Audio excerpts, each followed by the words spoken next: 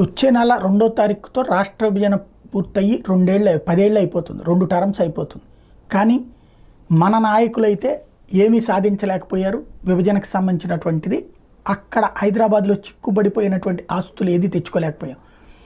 విద్యుత్ బకాయిలు కూడా తెచ్చుకోలేకపోయాం. తాజాగా రేవంత్ రెడ్డి అయితే అక్కడ మీటింగ్ పెట్టి మరి ఏమేం చెయ్యాలి అన్నటువంటిది అధికారులతో మీటింగ్ అయ్యారు. ఎన్నికల షెడ్యూల్ 9 అంటే ఎన్నికలు కాదు షెడ్యూల్ 9, షెడ్యూల్ 10లో ఉన్నటువంటి సంస్థల కార్పొరేషన్ సంబంధించిన పంపిణీకి సంబంధించి విద్యుత్ సంస్థల బకాయిలు ఇవన్నీ అడిగి తెలుసుకున్నారు. అట్లాగే ఈ 10 ఏళ్ల కాలానికి ఏపీకి కేటాయించినటువంటి లేక్యూ గెస్ట్ హౌస్ వంటి భవనాలు జూన్ 2 తర్వాత రాష్ట్రం ఆధీనంలోకి తీసుకోవాలని ఆదేశించారు.